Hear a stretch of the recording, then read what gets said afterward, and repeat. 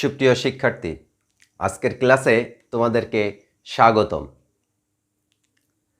ইনশাল্লাহ তোমরা সকলেই সুস্থ আছো। আলহামদুলিল্লাহ আমিও সুস্থ আছি। আজ আমি ত্রিকোণমিতিক অনুপাত এবং অনুপাতগুলোর মধ্যে সম্পর্ক এবং ত্রিকোণমিতিক অভেদাবলী এই বিষয়গুলো নিয়ে আলোচনা করব। দেখো, প্রথমে একটি সূক্ষ্মকোণ নিই।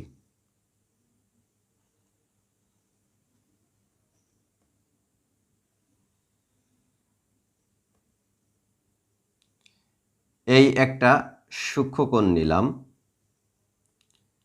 এটার নাম দেই এক্স ও এ। এখন এই সূক্ষ্মকোণটাকে আমরা থেটা দিয়ে নির্দেশ করি।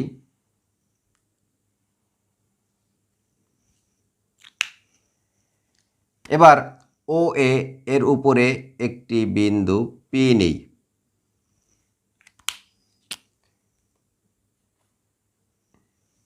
পি দিয়ে চিহ্নিত করলাম। এবার পি থেকে ও এক্স এর উপরে একটি লম্ব অঙ্কন করি।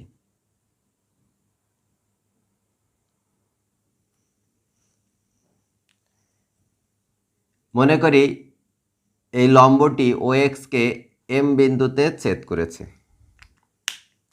তাহলে এই যে কোণটা, এটা হলো সমকোণ।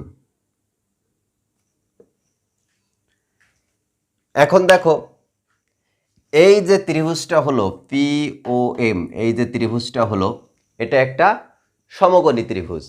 আর এই সমকোণী ত্রিভুজের তিনটা বাহু আছে। এই যে ও পি বাহু, এটা ও এম বাহু, আর এটা পি এম বাহু। এখন এই যে তিনটা বাহু আছে, এই তিনটা বাহু দিয়ে আমরা তিনটা বাহুর ভিতরে দুইটা করে বাহু নিয়ে অনুপাত তৈরি করতে পারি। দেখো, আমি এখানে করি। প্রথমে লিখি ও পি, এই বাহুটা, আর তার সাথে এই বাহুর অনুপাত দিই।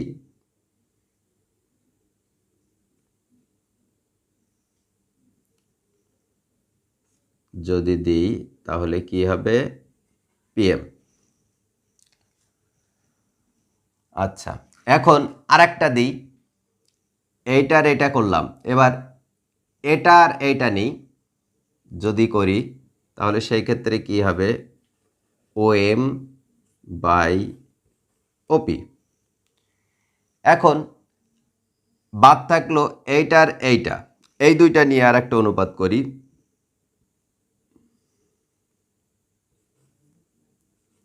PM by OM. এখন এই যে তিনটা অনুপাত করলাম, একটা দুইটা তিনটা, এই যে অনুপাত করলাম, এই তিনটা অনুপাতকে এই থেটা কোণের সাপেক্ষে নামকরণ করা যায়। তো এই থেটা কোণের সাপেক্ষে কি নামকরণ করা যায়? যেমন এইটাকে থেটা কোণের সাপেক্ষে বলা হয় সাইন থেটা। থেটা কোণের সাপেক্ষে সাইন বলা হয় এই অনুপাতটার নাম। থেটা কোণের সাপেক্ষে এই অনুপাতকে বলা হয় কজ। থেটা কোণের সাপেক্ষে এই অনুপাতটাকে বলা হয় ট্যান। এই যে তিনটা অনুপাত, এই তিনটা অনুপাত তিনটাই থেটা কোণের সাপেক্ষে, অর্থাৎ সূক্ষ্মকোণের সাপেক্ষে। এখন এই সূক্ষ্মকোণের সাপেক্ষে, অর্থাৎ এই থেটা কোণের সাপেক্ষে এই দুইটা বাহুর নাম যদি আমরা এখানে লিখি, তাহলে সেই ক্ষেত্রে কি হয়? এই যে থেটা কোণের সাপেক্ষে পিএম এর পরিচয় কি?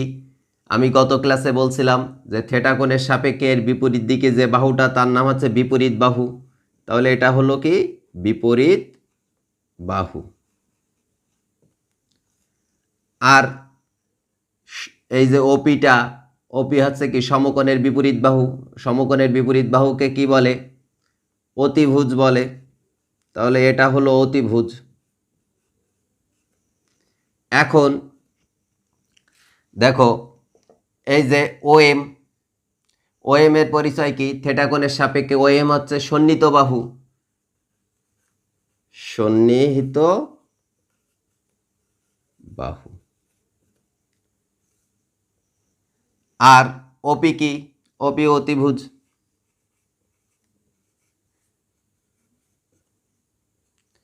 পিএম এর পরিচয় থিটা কোণের সাপেক্ষে পিএম কি? পিএম হচ্ছে বিপরীত বাহু।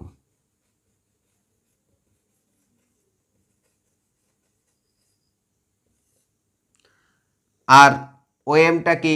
ওএমটা হলো সন্নিহিত বাহু।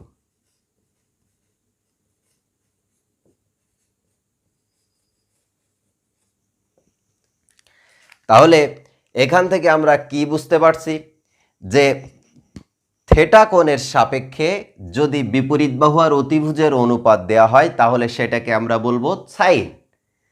থিটা কোণের সাপেক্ষে সন্নিহিত বাহু আর অতিভুজের অনুপাত যদি প্রকাশিত হয় তাহলে সেটাকে আমরা বলবো কজ। আর থিটা কোণের সাপেক্ষে বিপরীত বাহু আর সন্নিহিত বাহুর অনুপাত যদি প্রকাশ হয় তাহলে সেটাকে আমরা বলবো ট্যান। এখন এই যে অনুপাতগুলো আমরা লিখলাম, এই প্রত্যেকটা অনুপাতের আবার যদি বিপরীত অনুপাতটা আমরা লিখি তাহলে সেই ক্ষেত্রে কি হয় একটু লক্ষ্য করো। এই অনুপাতের বিপরীত অনুপাত যদি লিখি তাহলে সেই ক্ষেত্রে হবে ওপি বাই পিএম। এই অনুপাতের বিপরীত অনুপাত যদি লিখি তাহলে সেই ক্ষেত্রে কি হবে? OP by OM. এই অনুপাতের বিপরীত অনুপাত যদি লিখি তাহলে সেই ক্ষেত্রে কি হবে? OM by PM. এখন থিটা কোণের সাপেক্ষে এই তিনটা অনুপাতেরও নাম আছে। থিটা কোণের সাপেক্ষে এই তিনটা অনুপাতেরও নাম আছে, কেননা এইখানে যে তিনটা বাহু আছে এই তিনটা বাহুর ভিতরে দুইটা করে বাহুনে আমরা অনুপাত করছি। তা দুইটা করে বাহুনে অনুপাত করলে টোটাল 6টা অনুপাত পাওয়া যায়। একটা, দুটো, তিনটা, চারটা, পাঁচটা, ছয়টা, এই 6টা অনুপাত পাওয়া যায়। তো এই তিনটার যেমন নাম আছে এই তিনটারও নাম আছে। তাই এইটার নাম কি? এটাকে থিটা কোণের সাপেক্ষে বলা হয় কোসেক।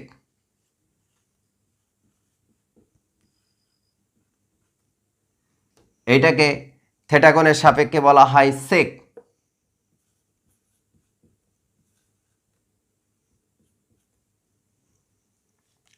আর এইটাকে থিটা কোণের সাপেক্ষে বলা হয় কট।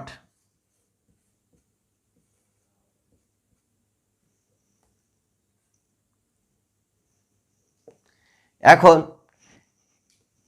যদি এই বাহুগুলোর নাম আমি লিখি তাহলে সেই ক্ষেত্রে কি হয়?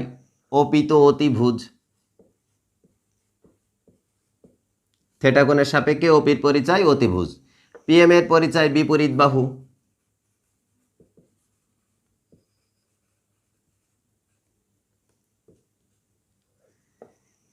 সেকের পরিচয় কি? সেকের ক্ষেত্রে ওপি, ওপি বলতে অতিভুজ।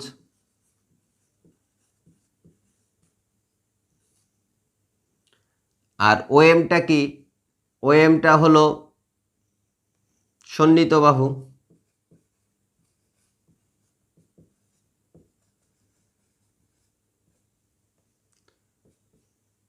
তাহলে এখানে সন্নিহিত বাহু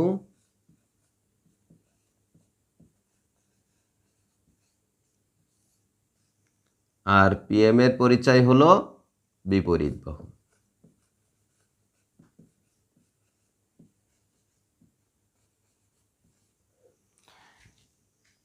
তাহলে এখান থেকে আমরা কি বুঝতে পারছি? যে অতিভুজ ও বিপরীত বাহুর অনুপাত যদি প্রকাশিত হয় থিটা কোণের সাপেক্ষে তাহলে সেটাকে আমরা বলবো কোসেক। থিটা কোণের সাপেক্ষে যদি অতিভুজ এবং সন্নিহিত বাহুর অনুপাত প্রকাশ করে তাহলে সেই ক্ষেত্রে আমরা সেটাকে বলবো সেক। থিটা কোণের সাপেক্ষে যদি সন্নিহিত বাহু এবং বিপরীত বাহুর অনুপাত প্রকাশ করে তাহলে সেটাকে আমরা বলবো কট। তো এই হলো 6টি ত্রিকোণমিতিক অনুপাত। এই ত্রিকোণমিতিক অনুপাতগুলো তোমাদের মনে রাখতে হবে। তো সবচাইতে বড় কথা এই যে সাইন, কস, ট্যান, এই তিনটা অনুপাত মনে রাখলে হয়ে যায়। আর বাকিগুলো এই যে কোসেকটা কি?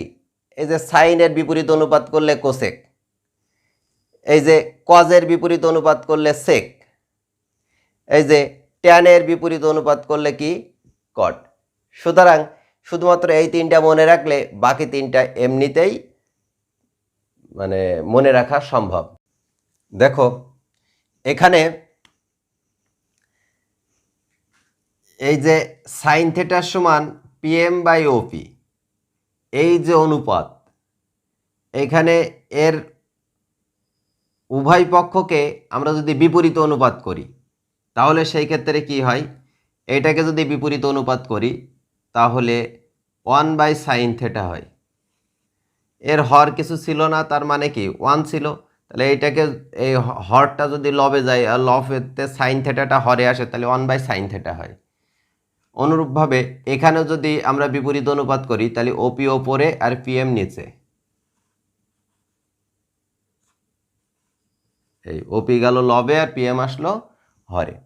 তো এখন একটা জিনিস লক্ষ্য করা যায় যে OP/PM এটা কোসেক থিটার ক্ষেত্রে ছিল OP/PM, তাহলে এখানে আমরা লিখতে পারি কি এইটা সমান সমান cosec theta.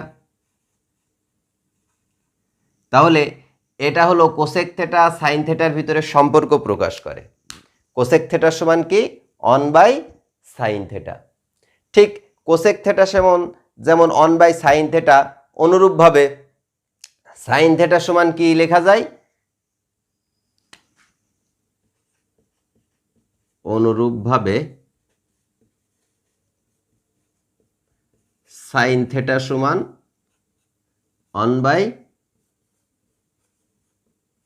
1/কোসেক theta.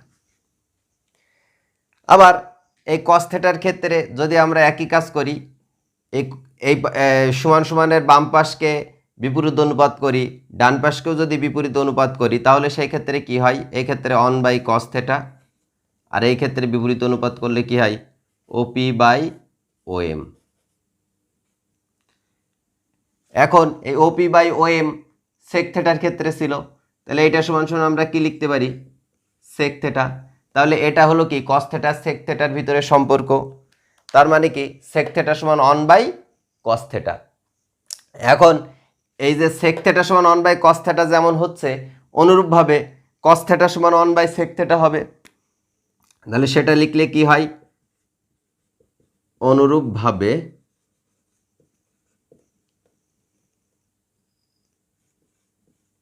cos theta সমান 1/sec থিটা।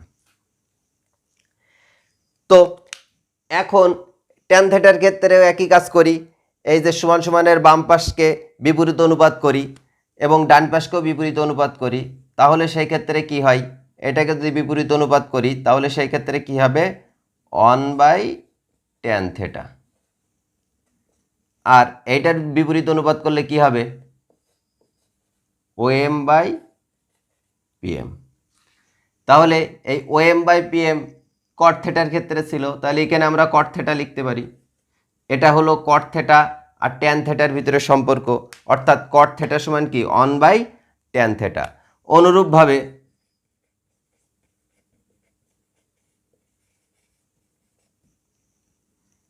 ট্যান থিটা সমান কি লিখতে পারি, ট্যান থিটা সমান আমরা লিখতে পারি 1/cot থিটা। তো এইগুলো গেল সম্পর্ক। এই যে 6টা ত্রিকোণমিতিক অনুপাত, এর ভিতরে দুইটার সাথে সম্পর্ক, অর্থাৎ সাইনের সাথে কোসেকের সম্পর্ক, কজের সাথে সেকের সম্পর্ক, ট্যানের সাথে কটের সম্পর্ক, এই সম্পর্কটা গেল। এ বাদেও আরেক ধরনের সম্পর্ক আছে, সেটা হলো এইখানে এই যে লব আর হরকে আমি যদি ওপি দিয়ে ভাগ করি, লবটাকে ওপি দিয়ে ভাগ করলে কি হয় PM/OP, আবার এই হরটাকেও যদি ওপি দিয়ে ভাগ করি OM/OP। এখন দেখো তো এই PM/OP কার অনুপাত ছিল, PM/OP অনুপাত ছিল কার, PM/OP অনুপাত ছিল সাইন থিটার। তাহলে এইখানে আমরা কি লিখতে পারি, এটার পরিবর্তে সাইন থিটা লিখতে পারি। আর OM/OP কার অনুপাত ছিল, এই যে OM বাই OP ছিল কস থেটার, তাহলে এখানে আমরা কস থেটা লিখতে পারি। অতএব ট্যান থেটা সমান কি হলো, sine theta by cos theta. তাহলে এখানে দেখো তিনটা ত্রিকোণমিতিক অনুপাতের সম্পর্ক, অর্থাৎ ট্যানের সাথে সাইন এবং কজের সম্পর্ক প্রকাশ করছে এখানে। অনুরূপভাবে এই কটের ক্ষেত্রেও আমরা করতে পারি। তাহলে কটের ক্ষেত্রে যদি করা হয় তাহলে কি করব, সেই ক্ষেত্রে একেও ওপি দ্বারা লব আর হরকে ভাগ করি, তাহলে এই লবকে ওপি দ্বারা ভাগ করলাম, এখানেও হরকে ওপি দ্বারা ভাগ করি। দেখো এই OM বাই OP কোথায় ছিল, OM বাই OP, এই যে OM বাই OP কস থেটার ক্ষেত্রে, তাহলে এখানে আমরা উপরে কি লিখতে পারি, কস থেটা, আর নিচে PM বাই OP কিসের ক্ষেত্রে ছিল, সাইন থেটা, সাইন থেটা। অতএব কট থেটা সমান কি হলো, cos theta by sine theta. তাহলে এখানে তিনটা ত্রিকোণমিতিক অনুপাতের সম্পর্ক প্রকাশ করছে, কট থেটার সাথে কস থেটা আর সাইন থেটা। তো এইগুলো গেল তোমার ত্রিকোণমিতিক অনুপাতের সম্পর্ক। এই সম্পর্কগুলো তোমাদের মনে রাখতে হবে। এরপরে আমরা ত্রিকোণমিতিকের যে সমস্ত গাণিতিক সমস্যার সমাধান করব, সেই ক্ষেত্রে এর আগে যেমন অনুপাতের সাপেক্ষে যে যে যে বাহুগুলোর অনুপাত বলেছি তাদের কি নাম বলেছি ওইটা যেমন মনে রাখতে হবে, ঠিক তেমনি এই অনুপাতগুলোর সম্পর্কটাও মনে রাখতে হবে। এই সমকোণী ত্রিভুজ সংক্রান্ত পিথাগোরাসের একটি উপপাদ্য আছে। পিথাগোরাসের উপপাদ্যে পিথাগোরাস এই কথাটা বলেছেন, এই অতিভুজের ওপর অঙ্কিত বর্গক্ষেত্রের ক্ষেত্রফল তার অপাদ দুই বাহুর ওপর অঙ্কিত বর্গক্ষেত্র দ্বয়ের ক্ষেত্রফলের সমষ্টির সমান। তো পিথাগোরাসের এই উপপাদ্য অনুসারে যদি গাণিতিকভাবে কথাটা লেখা হয়, এই যে অতিভুজ ওপির পরে বর্গক্ষেত্র অঙ্কন করলে তার ক্ষেত্রফলে কি হয়, ক্ষেত্রফলটা হয় OP স্কোয়ার সমান সমান অপাদ দুইটা বাহু কি কি, এই একটা বাহু এই একটা বাহু। তো এই বাহুর PM বাহুর পরে যদি বর্গক্ষেত্র অঙ্কন করা হয় তার ক্ষেত্রফল কি হবে, PM স্কোয়ার। আর OM বাহুর পরে যদি বর্গক্ষেত্র অঙ্কন করা হয় তার ক্ষেত্রফল কি হবে, OM স্কোয়ার। এই দুটোর সমষ্টি এর সমান। তো গাণিতিকভাবে পিথাগোরাসের উপপাদ্যটা হলো এই। এখন ত্রিকোণমিতিক অভেদাবলী প্রমাণ করার ক্ষেত্রে এইটা ব্যবহার করতে হবে, তাই আগে থেকে এইটা একটু ধারণা দিয়ে নিলাম, এটা তোমরা মনে রাখবে। তো এখন আমি লিখি sine square theta plus cos square theta সমান সমান, এখানে একটু সাইড নোট দিই, সাইন থেটা সমান কি হয়, আমরা লিখি থেটা কোণের সাপেক্ষে সাইন আমরা জানি বিপরীত বাহু আর অতিভুজ এর অনুপাত প্রকাশ করে। তাহলে থেটা কোণের সাপেক্ষে বিপরীত বাহু হলো PM আর অতিভুজ হলো OP। তাহলে সাইন থেটা সমান PM বাই OP। আর কস থেটা সমান কি হয়, কস থেটা সমান হয় সন্নিহিত বাহু আর অতিভুজের অনুপাত প্রকাশ করে থেটা কোণের সাপেক্ষে। তাহলে সন্নিহিত বাহু হলো OM আর অতিভুজটা হলো OP। এখন এই সাইন থেটার এই অনুপাত এইখানে বসাইলে সেই ক্ষেত্রে কি হয়, PM বাই OP, তার স্কোয়ার ছিল, তাহলে এইটাকে পুরোটার স্কোয়ার দেব, প্লাস কস থেটার এখানে বসাইলে তখন কি হয়, OM বাই OP এর পুরোটার স্কোয়ার। তো এখন এইটা যদি স্কোয়ার করি তাহলে কি হয়, PM স্কোয়ার, আর এখানে কি হয়, OPর স্কোয়ার প্লাস OM স্কোয়ার, আর এইটার স্কোয়ার করলে কি হয়, OPর স্কোয়ার। এখন ভগ্নাংশের যোগ করলে লসাগু কি হয়, OPর স্কোয়ার। এখন এই ওপি স্কোয়ার দিয়ে ওপি স্কোয়ারকে যদি ভাগ করো ভাগফল 1 হয়, তাহলে ওইটা দিয়ে লবের সাথে গুণ করলে যা আছে তাই থাকবে পিএম স্কোয়ার, প্লাস এখানেও এই হর দিয়ে লসাগুকে ভাগ করলে 1 হয় ভাগফল, 1 দিয়ে লবের সাথে গুণ করে বসালে যা আছে তাই। এখন দেখো এই যে PM square plus OM square, এইটার পরিবর্তে আমরা ওপি স্কোয়ার লিখতে পারি, কেননা এখানে PM square plus OM square পিথাগোরাসের উপপাদ্য অনুসারে ওপি স্কোয়ার ছিল না, তাহলে এখানে আমরা কি লিখবো ওপি স্কোয়ার, আর নিচে তো ওপি স্কোয়ারই ছিল। এখানে পিথাগোরাসের উপপাদ্য অনুসারে এটা লিখে দিতে পারি।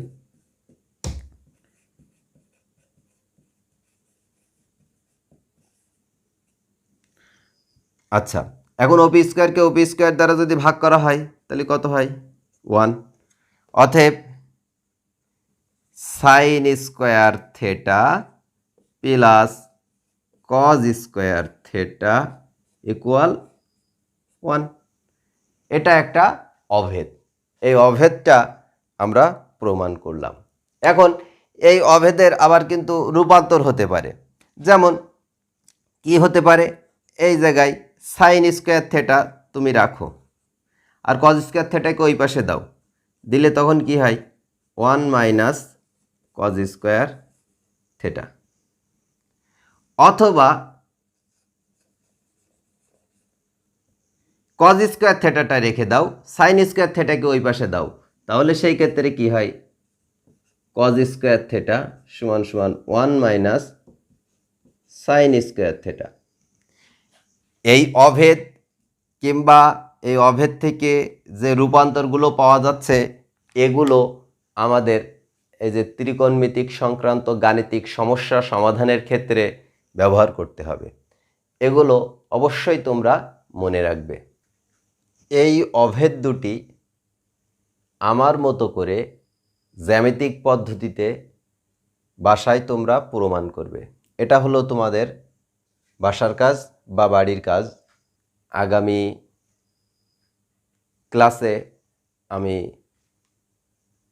গাণিতিক সমস্যার সমাধান করব। ত্রিকোণমিতিক বিষয়ক যে সমস্ত গাণিতিক সমস্যা আছে সে সমস্ত গাণিতিক সমস্যাগুলোর ধারাবাহিকভাবে কিছু গাণিতিক সমস্যার সমাধান করব।